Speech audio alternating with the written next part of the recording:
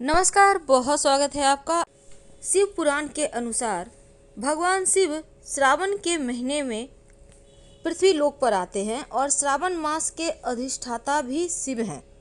इस माह में भगवान शिव की सामान्य पूजा करने पर भी आपको अक्षय पुण्य की प्राप्ति होती है।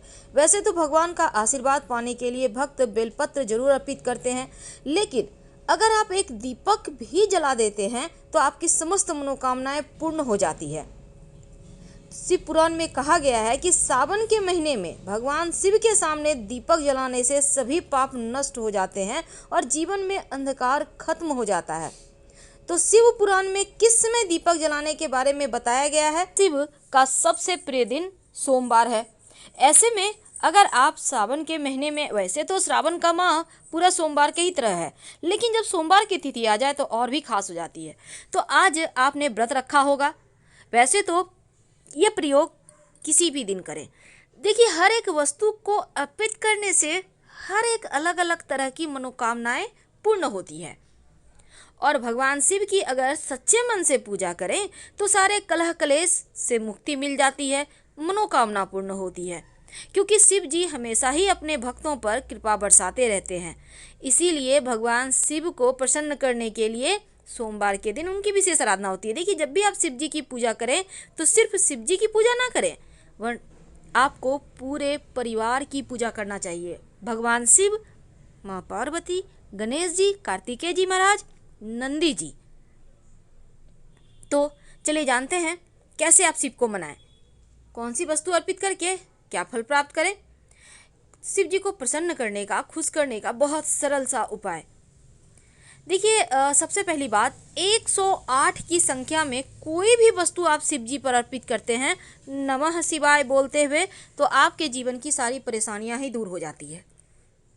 जैसे कि चावल के दाने हैं, आप वही पूरे, आपके घर में चावल तो है ना, तो पूरे सावन में आप किसी भी दिन, या आप चाहें तो लगातार भी कर सकते हैं, जितने दिन आपके लिए संभव हो, 108 दाने चावल टूटे फूटे हुए ना हो बीनकर रख लें और नमः शिवाय कहते हुए एक एक दाना उठाइए और शिवलिंग पर अर्पित करें।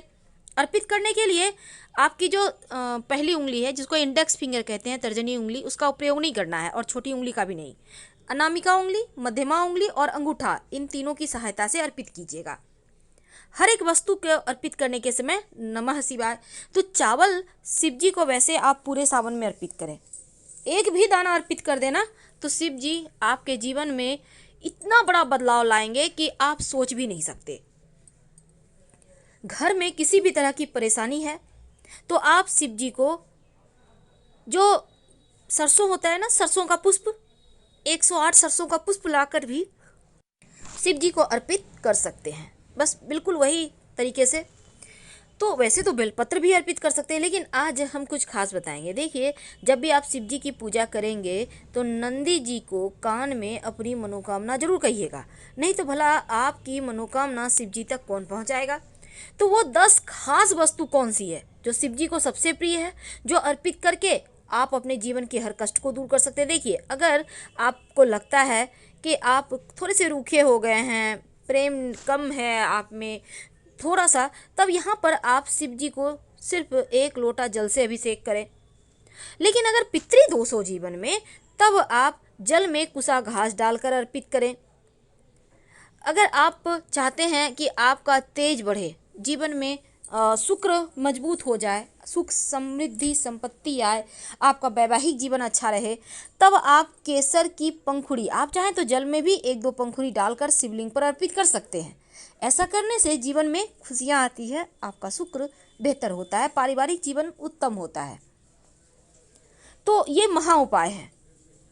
आप जैसे भी पूजा करें, लेकिन एक बार इस तरीके से उपाय कर लेंगे तो जीवन के कष्ट दूर हो जाएंगे। अगर आप जल में चीनी डालकर अर्पित करते हैं तो जीवन में सुख समृद्धि बढ़ता है।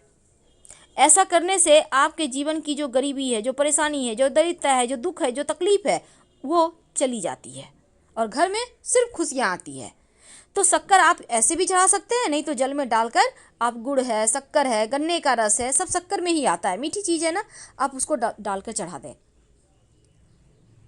इत्र, इत्र यानी परफ्यूम नहीं, इत्र छोटी छोटी शीशियाँ में आती है जो ओरिजिनल होता है। तो आप गुलाब या चंदन, दोनों में से कोई भी ले लें, और लेकर अपनी अनामिका उंगली, जिसको रिंग फिंगर कहते हैं, उसमें लगाकर शिवलिंग पर लगाते हैं। और वही जो आपकी उंगली पर लगा रह गया अपने कंठ में कलाई में लगा ले। अगर आप इत्र शिवलिंग पर अर्पित करते हैं तो आपके जो विचार हैं पवित्र होते हैं, आप गलत कार्य नहीं करते और भूल कर भी आपसे कोई गलती नहीं होती। हमेशा शिव जी आपको राह दिखाते हैं।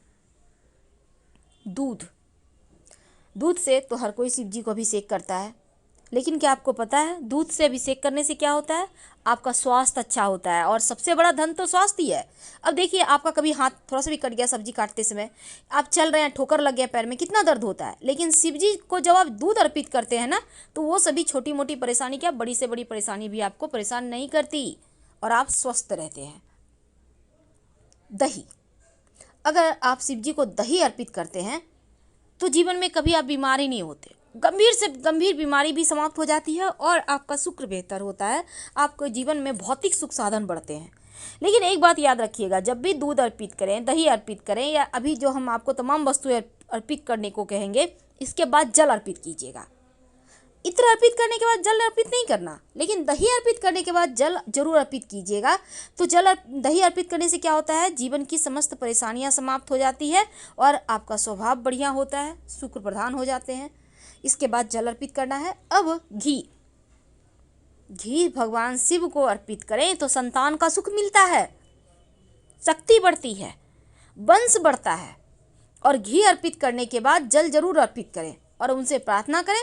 आपको संतान है तो संतान तरक्की करेगी, संतान नहीं है तो संतान की प्राप्ति होगी। और नमः शिवाय का अनवरत जप कीजिएगा। अब जरूरी नहीं है कि आप 1 किलो घी अर्पित कर दें, थोड़ा सा अर्पित करें और फिर जल अर्पित करें। बर्बाद नहीं करना है आपको। अगर डालना ही है 1 किलो तो थोड़ा सा अर्पित करके बाकी का डब्बा मंदिर में ही छोड़ दे, वहाँ पर दीपक जलेगा शाम में। चंदन, शिव जी को चंदन अर्पित करते हैं ना तो आपका व्यक्तित्व तो बढ़िया होता है, समाज में मान सम्मान यश बढ़ता है, आपका मस्तक ठंडा रहता है। जैसे शिव जी चंदन लगा के ठंडे, उनका पीड़ाएं कम होती है विष की ना, उसी तरह आपका भी अंदर में जो पीड़ाएं हैं, जो परेशानियां हैं, जो समस्याएं हैं, वो कम हो जाती है। तो चंदन शिव जी को लगाइए, वो ये सजाने में के काम में आता है। इसके बाद जल अर्पित नहीं करना है। शहद, जब आप भोले बाबा को शहद अर्पित करते हैं तो एक तो आपका शत्रु विरोधी शांत हो जाता है, दूसरा आपकी वाणी में मिठास बढ़ता है। और शहद जब अर्पित कीजिएगा तो इसके बाद थोड़ा सा अर्पित करना है, 1 चम्मच। अर्पित करने के बाद आप जल जरूर अर्पित करें। शहद बहुत ज़्यादा गाढ़ा होता है, लठलठापन होता है, चिटचिटापन, तो इसको आप अर्पित करके नहीं छोड़ सकते। इसलिए इसके बाद शिवलिंग पर जल अर्पित करें, मलमल के अच्छे से धोइएगा ताकि शिव जी फिर से फ्रेश हो जाएं और फिर उनको सजाइएगा। तो शहद चढ़ाने से शत्रु शांत हो जाते हैं और आपकी वाणी में भी मीठापन आता है। भंगरैया, भांग जिसको कहते हैं, भांग अलग होता है, भंगरैया अलग। भंगरैया अर्पित करने से जीवन में खुशियाँ आती है, शनिदेव प्रसन्न होते हैं। और भांग अगर अर्पित कर दें तो आपकी कमियां दूर होती है, बुराइयां दूर होती है और शिव जी भी प्रसन्न होते हैं। और शाम के समय शिव जी के मंदिर में, जो भी मंदिर है पास में, जाकर एक दिया जरूर जला दीजिएगा। दीपक घी का होगा, तेल का भी जला सकते हैं। उसमें 2 लौंग डाल दीजिएगा आप अपनी मनोकामना कहते हुए, और दीपक के नीचे कोई पत्ता या दोना जरूर रख दें या फूलों की पंखुड़ी रख दें। डायरेक्ट जमीन पर दीपक मत रखिएगा, वरना आपको पूजा का फल नहीं मिलेगा। तो शिव पुराण के अनुसार श्रावण माह में हर रोज रात के समय भगवान शिव के सामने दीपक जलाना चाहिए। दीपक को हमेशा आप 8 या 12 मुखी ही जलाएं। अगर आप 8 या 12 मुखी दीपक नहीं जला सकते हैं तो कोई बात नहीं, आप एक मिट्टी का दिया ले लें या फिर आटे का भी दिया आप बना सकते हैं, गेहूं के आटे का। इसमें आप घी डालें। अब आप लाल धागा आपके घर में होगा, लाल धागे में बहुत सारे धागे होते हैं, आपने देखा होगा 3 धागा से मिलकर बनता है। वही धागा जो मौली धागा है आप कलाई में बांधते हैं, उस धागे को ले लें और उसमें 8 की संख्या में धागे ले लें। ये 8 हो गया, या आप 12 की संख्या में धागा ले लें तो 12 हो गया। तो ये आप एक साथ मोड़कर भी जला सकते हैं। तो 8 धागा या 12 धागा एक साथ मोड़कर रखकर आप इसको जलाएंगे तो भगवान की जो कृपा होती है, अक्षय पुण्य होती है, वो आपको प्राप्त होता है, सभी समस्याओं का अंत हो जाता है। लेकिन ये दीपक जलाएंगे कहाँ पे, घर में या मंदिर में? देखिए, शिव पुराण में एक कथा बताई गई है जिसमें कहा गया है कि भगवान शिव के सामने दीपक जलाने से क्या फायदे होते हैं। कथा ऐसी है कि प्राचीन काल में गुण निधि नामक एक गरीब व्यक्ति रहता था। परिवार को भोजन मिल सके इसलिए हर रोज बहुत मेहनत करता। वह इतना गरीब और असहाय था कि कभी कभी भूखा ही सो जाता। एक दिन भोजन की खोज में रात हो गई। विश्राम करने के लिए शिव मंदिर में वो पहुंच गया। शिव मंदिर में बहुमूल्य हीरे, जवाहरात, सोने, चांदी के गहने रखे हुए थे। भूख से बेहाल गुण निधि इन गहनों को चुराना चाहता था, तो मंदिर में पहुंचते ही वहां रखा दिया बुझ गया, जिससे मंदिर में बहुत अंधेरा हो गया। अब गुण निधि ने दीपक जलाने की बहुत कोशिश की, लेकिन उसकी सभी कोशिशें नाकाम हो गई। तब मंदिर में से अंधेरा दूर करने के लिए उसने अपनी कमीज जला दी, जिससे मंदिर का अंधेरा दूर हो गया और भगवान शिव यह देखकर बहुत प्रसन्न हुए। उन्होंने गुण निधि की गरीबी को दूर करने की और अगले जन्म में देवताओं के कोषाध्यक्ष कुबेर के रूप में जन्म लेने का आशीर्वाद दिया। तो कुबेर धन के देवता नहीं होते, अगर वह धन के रखवाले होते हैं। कथा कहती है कि भगवान शिव जितनी जल्दी प्रसन्न हो जाते हैं, इसीलिए उनको भोलेनाथ कहा जाता है। तो श्रावण माह में अगर आप सच्चे मन से एक दिया भी आप उनके मंदिर में जाकर जला दें, आप पास की किसी भी मंदिर में जला सकते हैं। अगर किसी दिन ना जा पाए, अपने घर में ही पूजा स्थान पर जला दें, तो आपकी समस्त मनोकामना पूर्ण हो जाती है। पर दीपक में जैसा हमने कहा 8 या 12 बाती ही रखिएगा। इसलिए हमने कहा अगर आप लाल धागे की बाती नहीं बना पा रहे, तब रुई की पतली पतली 8 या 12 बाती बनाकर एक साथ मिला लें उसको और फिर जला दें। हम आपसे विदा लेते हैं। जानकारी अच्छी लगे तब लाइक कर सब्सक्राइब करें। धन्यवाद।